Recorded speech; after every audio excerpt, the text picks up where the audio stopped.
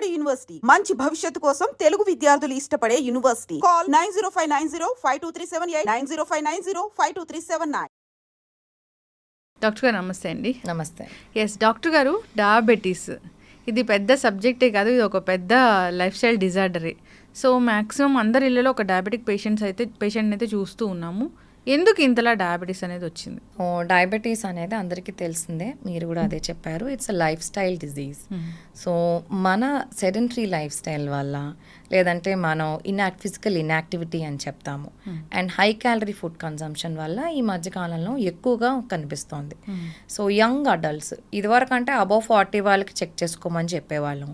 ఇప్పుడైతే less than 30 years నుంచి కూడా మనం షుగర్ టెస్ట్లు అన్నీ చేసుకోవాలని చెప్తున్నాము.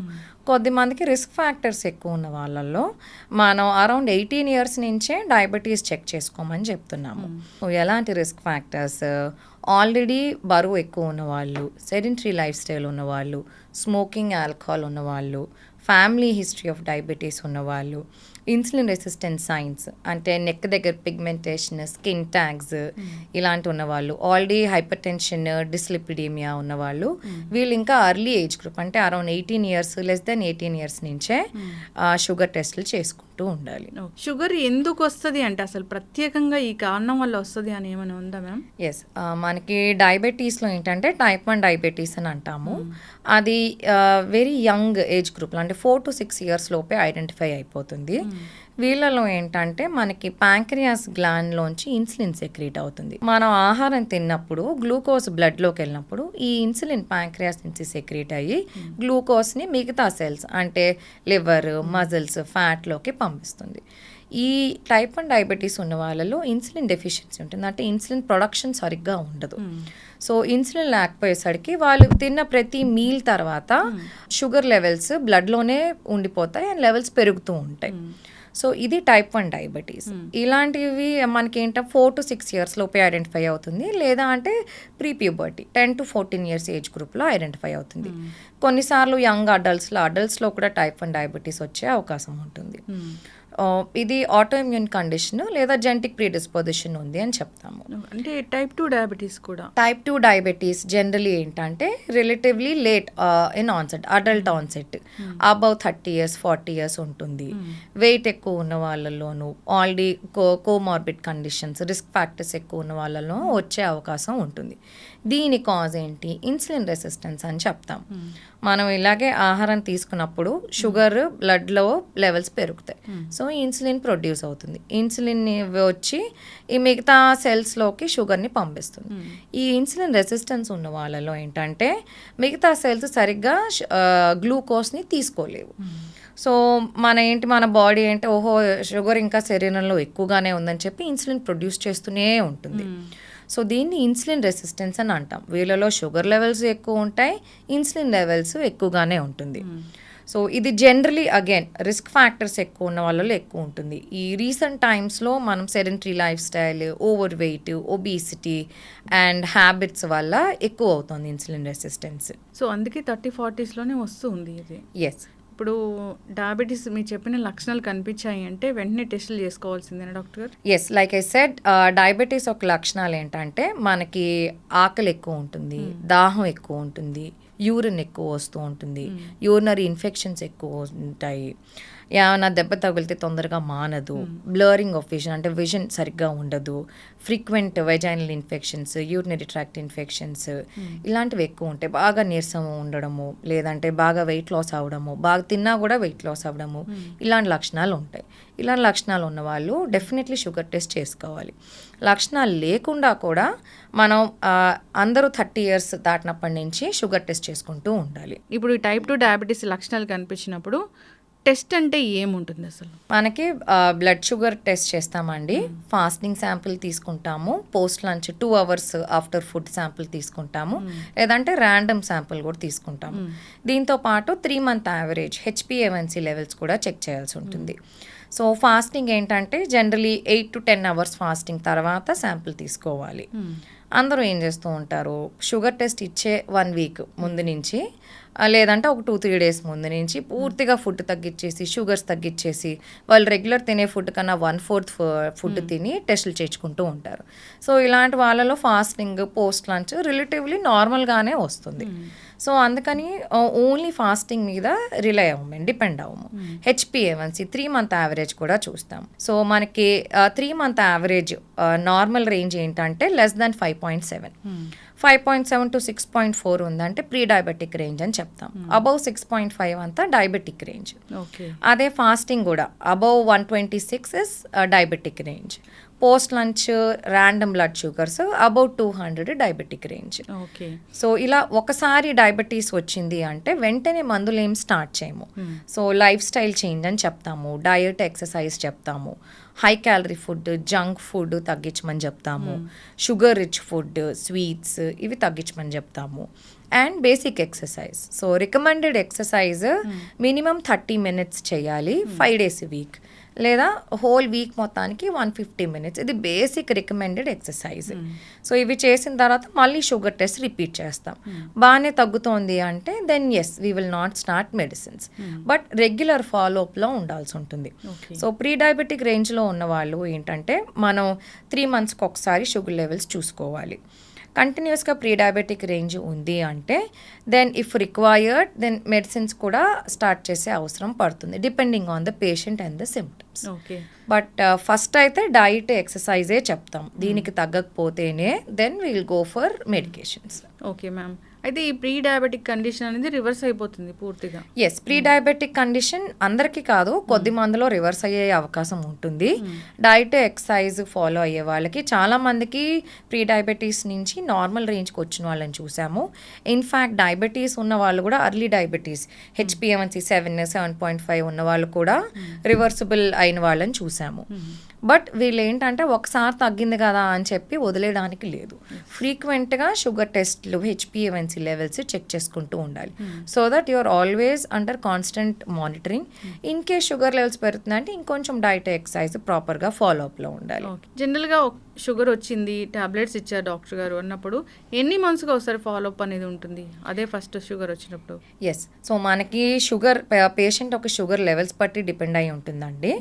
సో మనకి HbA1c అరౌండ్ 7 లోపు ఉందనుకోండి, డైట్ ఎక్సర్సైజ్ చెప్తాము. అండ్ 7 దాటేసింది, 7.58 అలా ఉన్నాయి, దెన్ బేసిక్ మెడిసిన్ స్టార్ట్ చేస్తాము along with diet and exercise. 1 monthలో ఫాలోఅప్ రమ్మంటాం. బాగానే కంట్రోల్లోకి వస్తుందంటే అదే డోస్ కంటిన్యూ చేస్తాం. మళ్ళీ ఒక 2-3 monthsలో రివ్యూకి రమ్మంటాం. సో మనకి షుగర్ లెవెల్స్ రెగ్యులేట్ అయ్యేంత వరకు ఫ్రీక్వెంట్ మంత్లీ విజిట్స్ రమ్మని చెప్తాం. ఒకసారి కంట్రోల్లోకి వచ్చేసిన తర్వాత 3 monthsకి ఒకసారి రమ్మని చెప్తాం. ఓకే మ్యామ్, ఇప్పుడు చాలా షుగర్ వచ్చింది లెవెల్ అన్నప్పుడు ఒక టైప్ ఆఫ్ మెడిసిన్ అనేది రాస్తారు. అంటే మెడిసిన్ వాడుతూ వాళ్ళకి కాస్త తగ్గుతుంది అనేది అంటే ఎట్లా మానిటరింగ్ అనేది ఎట్లా ఉంటుంది? 1 month అన్నారు, 1 month మానిటరింగ్ అనేది ఎలా ఉంటుంది? సో మనకి బాగా ఎక్కువ షుగర్స్ ఉన్న వాళ్ళు, షుగర్ ఫ్లక్చువేషన్స్ ఉన్న వాళ్ళలో కంటిన్యూస్ గ్లూకోజ్ మానిటరింగ్ అని ఉంటుంది. సో చిన్న ప్యాచ్ లాంటిది ఉంటుంది, మన స్కిన్కి అటాచ్ చేస్తారు. అది 7 days 5 days 7 days మానిటరింగ్ చూస్తాం. సో ఏ టైంలో ఫ్లక్చువేషన్స్ ఉన్నాయో చూసుకుంటాం. దాన్ని బట్టి కొంచెం మందులు అడ్జస్ట్మెంట్ అవి చేస్తాం. ఇది బాగా ఫ్లక్చువేషన్స్ ఎక్కువ ఉన్న వాళ్ళలో ఇది సజెస్ట్ చేస్తాం. ఇది కాకుండా హోమ్ గ్లూకోజ్ మానిటరింగ్ అని చెప్తాం. అంటే ఇంట్లో గ్లూకోమీటర్ చాలా మందికి అలవాటు అయ్యే ఉంటుంది, ఎందుకంటే every family has a diabetic patient.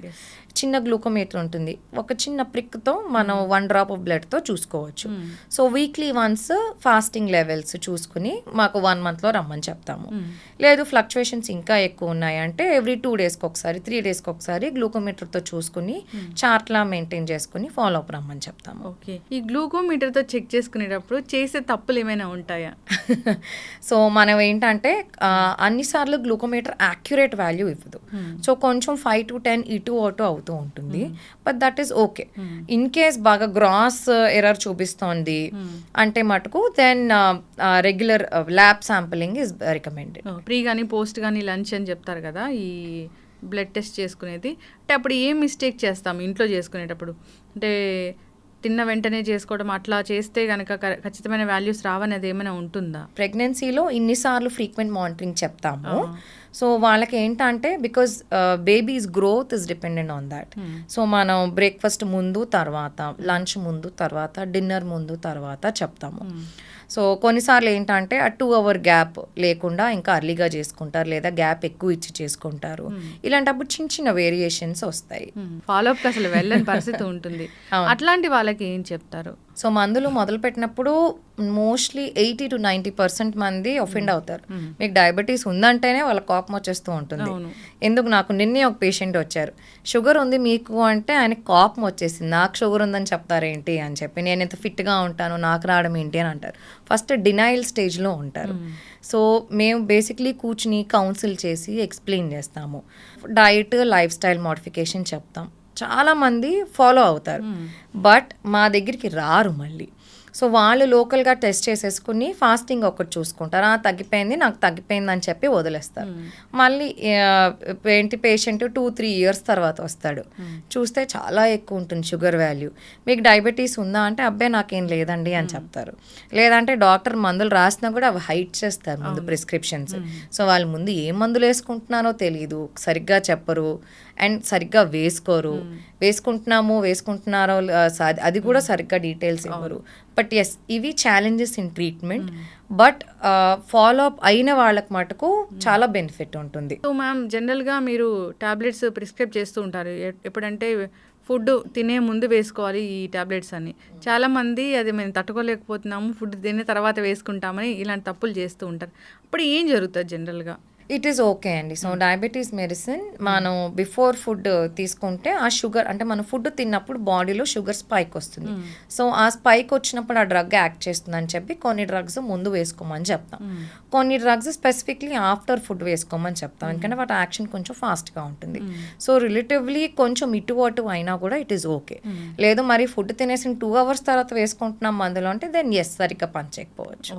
అయితే ఈ డయాబెటీస్ సంబంధించిన మందులు వాడినప్పుడు పేషెంట్స్ చాలా అంటే బరువు తగ్గిపోతూ ఉంటారు, చాలా సన్నబడిపోతూ ఉంటారు, మనం కొందరిలో చూస్తాము. ఇదేంటి? సో ఈ కొన్ని డ్రగ్స్కి వెయిట్ లాస్ సైడ్ ఎఫెక్ట్ ఉంటుందండి. ఇప్పుడు రీసెంట్గా ఒక వెయిట్ లాస్ డ్రగ్ అని చెప్తున్నాం, డయాబెటీస్ డ్రగ్ సెమాగ్లూటైడ్ అని. సో డ్రగ్ యొక్క సైడ్ ఎఫెక్ట్ అదేంటంటే ఆకలిని చంపేస్తుంది, మనం ఎక్కువ తినలేం. సో వాళ్ళు పేషెంట్స్ నార్మల్గా వాళ్ళు తీసుకునే ఫుడ్ కన్నా కూడా చాలా తక్కువ తింటారు, ఎందుకంటే దానివల్ల నాజియా, వామిటింగ్, బ్లోటింగ్ సెన్సేషన్ ఉంటుంది. సో దీనివల్ల ఎక్కువ ఫుడ్ కన్జ్యూమ్ చేయలేరు వాళ్ళు. సో దీనివల్ల వెయిట్ లాస్ అది కనిపిస్తూ ఉంటుంది. అయితే మ్యామ్, ఈ షుగర్ వచ్చిందంటే బీపీ కూడా వెంటనే వస్తుంది, ఈ 2 సిస్టర్ జబ్బులు అంటారు. అది ఎందుకు? బీపీ, షుగర్ కో ఎగ్జిస్ట్ అవుతూ ఉంటాయి మెజారిటీ ఆఫ్ ద కేసెస్లో. డయాబెటీస్ వచ్చినప్పుడు రక్త కణాల్లో మార్పులు అవుతాయండి. సో ఈ బ్లడ్ వెజల్స్ అనేవి కొన్నిసార్లు స్టిఫ్ అవుతాయి, కొన్నిసార్లు నారో అవుతాయి, అంటే చిన్న అథెరోస్క్లెరోటిక్ ప్లేగ్ అని అంటాము. సో వీటి వల్ల బ్లడ్ వెజల్స్లో మార్పు జరుగుతుంది. బ్లడ్ వెజల్స్లో మార్పు జరిగినప్పుడు నార్మల్గా బ్లడ్ ప్రెషర్ అంటే ఏంటి, హార్ట్ బ్లడ్ని పుష్ చేస్తుంది బ్లడ్ వెజల్స్లోకి. సో అది ఏ ప్రెషర్తో పుష్ చేస్తుందో ఆ ప్రెషర్ని మనం సిస్టాలిక్ బ్లడ్ ప్రెషర్ అని అంటాం. సో ఈ రక్త కణాల్లో మార్పు, ఆర్టరీస్లో మార్పు వచ్చినప్పుడు హార్ట్ ఇంకొంచెం ఎక్కువ ప్రెషర్తో పుష్ చేయాల్సి ఉంటుంది. సో నారో అయింది, రక్త కణం కొంచెం నారో అయింది, లేదంటే కొంచెం స్టిఫ్ అయింది, అప్పుడు దానికి ఎక్కువ ప్రెషర్ ఇస్తే కానీ బ్లడ్ సర్క్యులేషన్ సరిగ్గా ఉండదు.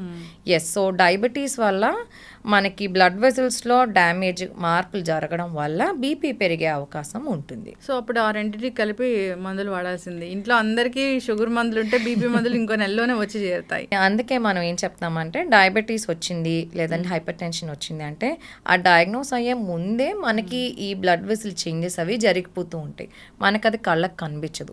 So hyper tension silent disease అని అంటాము.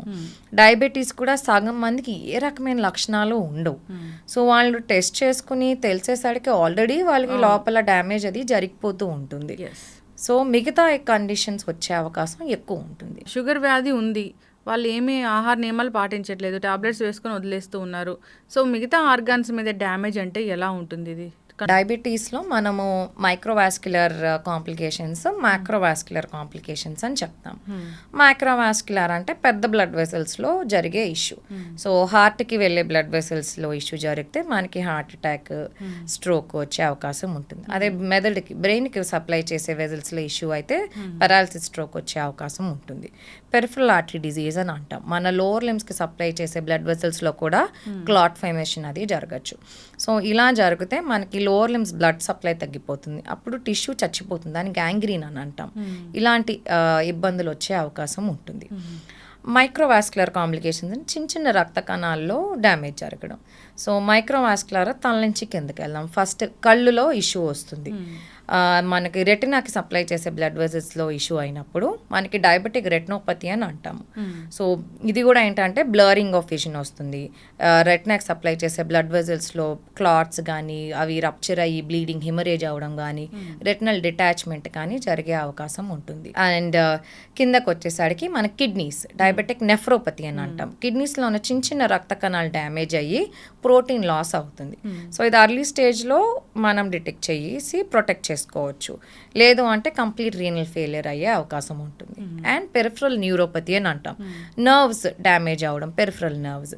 దీనివల్ల స్పర్శ తగ్గిపోవడం, చేతుల్లో అరికాల్లో స్పర్శ తగ్గిపోవడము. స్పర్శ తగ్గిపోవడం వల్ల మనకి ఏమైనా దెబ్బ తగిలితే తెలియదు వాళ్ళకి.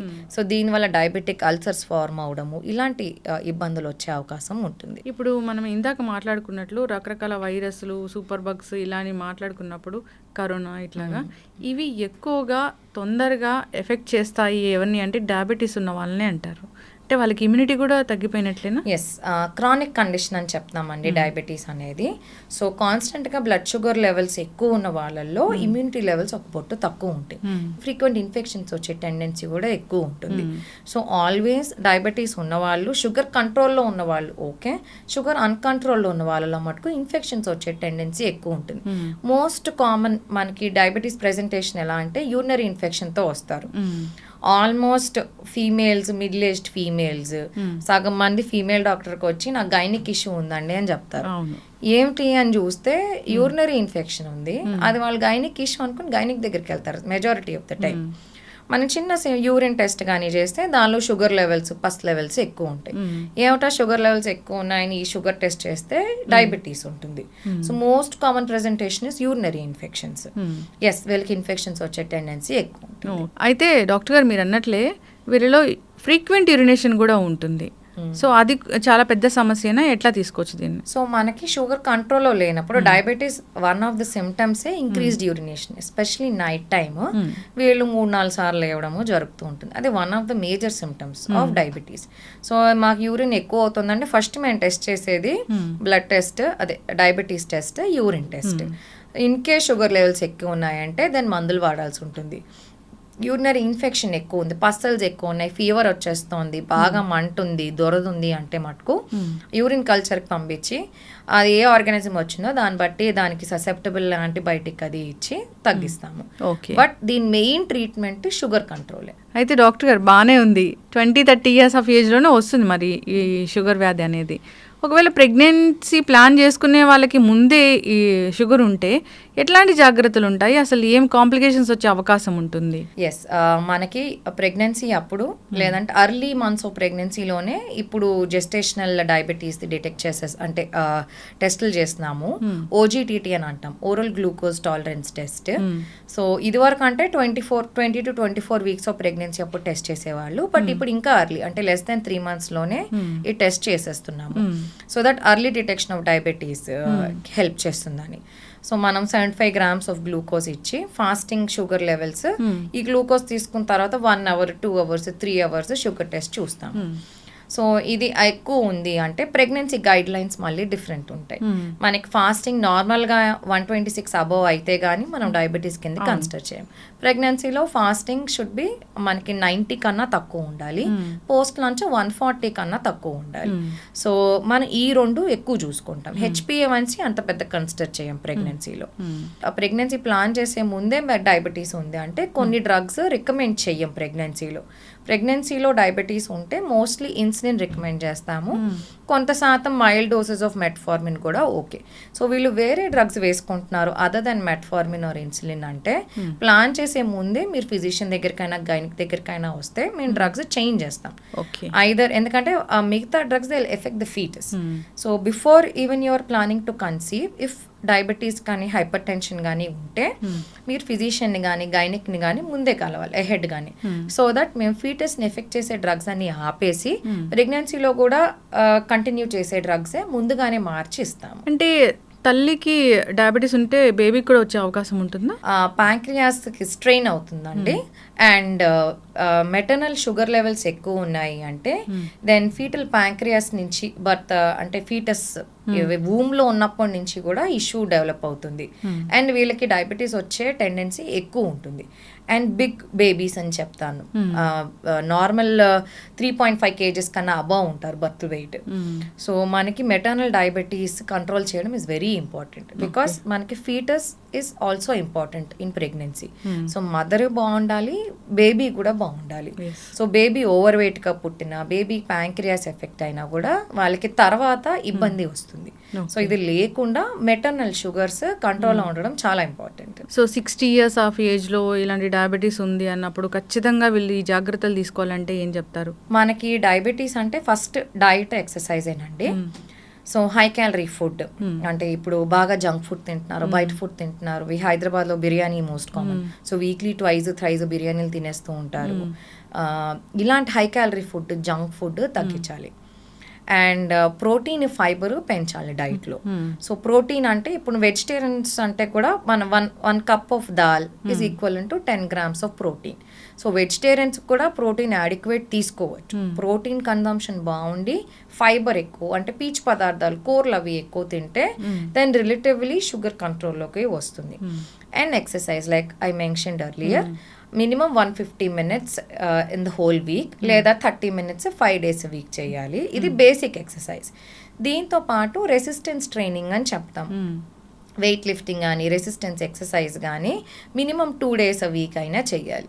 సో దీనివల్ల షుగర్ లెవెల్స్ కంట్రోల్ చేయడం ఈజీగా ఉంటుంది. అంటే పెద్ద ఏజ్ వాళ్ళు కూడా ఎస్ మనకి అబౌవ్ 60 years ఎల్డర్లీ ఏజ్ గ్రూప్లో మజిల్ వేస్టింగ్ అవుతుంది. సో ఈ మజిల్ వేస్టింగ్ వచ్చిందంటే వాళ్ళకి వెంటనే నీరసం రావడం, అలసట రావడము, ఫెటీగ్ రావడము ఇలాంటివి జరుగుతాయి. సో వీళ్ళల్లో వెయిట్ ట్రైనింగ్ కొంచెం బేసిక్ రెసిస్టెన్స్ ఎక్సర్సైజ్ నార్మల్ వాకింగ్తో పాటు చిన్న ఈ muscle training muscle strengthening exercises కూడా చేస్తే వాళ్ళకి చాలా బెనిఫిట్ ఉంటుంది. అస్సలు ఈ ఫుడ్స్ ముట్టుకోకూడదు ఈ డయాబెటీస్ ఉన్న వాళ్ళు అంటే ఏమైనా ఉందా? సో ఏదైనా సరే కంప్లీట్గా మానేయమంటే అది చేయలేరండి. సో లిమిట్ చేయమని చెప్తాం. సపోజ్ ఒక పేషెంట్ రోజు స్వీట్ తింటున్నారు, రోజు 3 పూట్ల స్వీట్ తింటున్నారంటే వాళ్ళకి తగ్గించమని చెప్తాము. సో పూర్తిగా 0 అవ్వద్దు ఎందుకంటే వాళ్ళు చేయలేరు కాబట్టి. సో మీరు తీసుకునే పోర్షన్ స్మాల్ పోర్షన్ తీసుకోండి అని చెప్తాం. లేదంటే వారానికి 1-2 సార్లు తీసుకోమని చెప్తాము.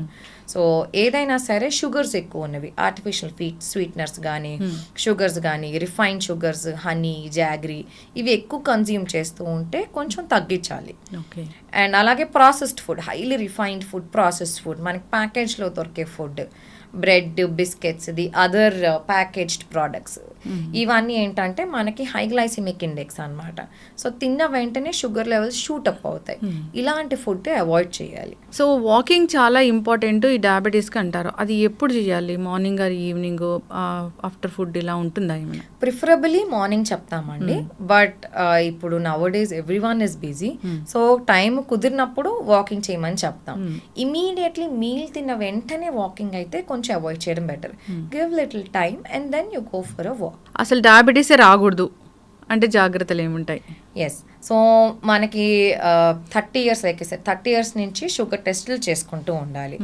అండ్ ఇంకా సిమ్టమ్స్ ఉన్న వాళ్ళు అర్లీగానే టెస్టులు చేసుకోవాలి. ఇన్ కేస్ డయాబెటీస్ లేదు మీ టెస్ట్లో బట్ మీకు రిస్క్ ఫ్యాక్టర్స్ ఎక్కువ ఉన్నాయి అంటే వెయిట్ ఎక్కువ ఉన్నారు, స్మోకింగ్ ఆల్కహాల్ ఉంది, అండ్ దెన్ ఫ్యామిలీ హిస్టరీ అది ఉంది, ఇవన్నీ రిస్క్ ఫ్యాక్టర్స్. సో షుగర్ లేకపోయినా కూడా మీకు రిస్క్ ఫ్యాక్టర్స్ ఉంటే మీకు ఫ్యూచర్లో డయాబెటీస్ వచ్చే టెండెన్సీ ఎక్కువ ఉంటుంది. సో వెయిట్ ఎక్కువ ఉన్న వాళ్ళు, ఓవర్ వెయిట్, ఒబీస్ ఉన్న వాళ్ళు నార్మల్ BMIలోకి రావాలి. సో డైట్ ఎక్సర్సైజ్ చేసి వెయిట్ రిడక్షన్ ప్లాన్ చేయాలి. అండ్ ఆల్రెడీ వచ్చిన వాళ్ళు అంటే ప్రీ డయాబెటిక్ రేంజ్లో ఉన్న వాళ్ళు కూడా diet exercise and frequent sugar levels check చేసుకుని డయాబెటిక్ రేంజ్కి రాకుండా చూసుకోవాలి. ఓన్లీ డయాబెటీస్ ఉన్నవాళ్ళు కాంప్లికేషన్స్ రాకుండా, అంటే మన kidney damage, nerve damage, retina damage ఇలాంటివి రాకుండా ఫ్రీక్వెంట్గా మిగతా టెస్టులు అంటే kidney functioning test, retina I examination మిగతావి రెగ్యులర్గా చేయించుకుంటూ ఉండాలి. ఆల్రెడీ మిగతా ఆర్గన్స్లో ఇష్యూ కూడా మొదలైన వాళ్ళు ఫర్దర్ ఫెయిలియర్ రాకుండా చూసుకోవాలి. వాళ్ళు ఇంకా కాన్స్టెంట్ ఫాలోఅప్లో ఉండాలి. ఎస్, ఖచ్చితంగా మ్యామ్ జాగ్రత్తలు అయితే తీసుకోవాలని కోరుకుందాం. జనరల్గా డయాబెటీస్ ఉన్న వాళ్ళకి వచ్చే కాంప్లికేషన్స్ చాలానే ఉంటాయి. బికాస్ ఆఫ్ మీరు చెప్పినట్లు ఫాలోఅప్కి రాకపోవడము, మందులు అదే పనిగా వాడుతూ ఉండడము, కంటిన్యూస్గా ఒక 3 monthsకి రాస్తే 6 months వరకు వాడడము, సో మందులు స్కిప్ చేయడము, ఒక 2 రోజులకు ఒకసారి మందులు వేసుకునే వాళ్ళని కూడా మనం చూస్తూ ఉంటాము. వాళ్ళే డిసైడ్ అయిపోతూ ఉంటారు, నాకు షుగర్ డౌన్ అయిపోయింది సో నేను ఆపేయాలి ఇలాగా. అట్లా కాదు, డాక్టర్ ఏం చెప్తారో అది ఫాలో కావాలి. అది తగ్గించుకునే జబ్బు అయితే కాదు. సో జనరల్గా ఆహార నియమాలు పాటిస్తూ కంట్రోల్ చేసుకోవడమే. మీరు అన్నట్లు ప్రీ డయాబెటిక్ కండిషన్ ఏదైతే ఉందో దాన్ని అయితే రివర్స్ చేయొచ్చు, పూర్తి స్థాయిలో తగ్గించవచ్చు. అది కూడా మెయింటెనెన్స్ అనేది ఉండాలి, ఫాలోఅప్లోకి రావాలి వీళ్ళు. టైప్ 1 డయాబెటీస్ వచ్చిందంటే ఇంకా అది ఇన్సులిన్ మాత్రమే ఉంటుంది. జాగ్రత్తలు అయితే కంపల్సరీగా తీసుకోవాలి. సో ఓవరాల్గా ఇదొక ఆటో ఇమ్యూన్ డిజార్డర్ టైప్ 1 అనేది జెనెటికల్గా కూడా వస్తుంది. జాగ్రత్తలు తీసుకోవాలని కోరుకుందాం మేడం. చాలా చక్కటి ఇన్ఫర్మేషన్, ధన్యవాదాలు. Thank you.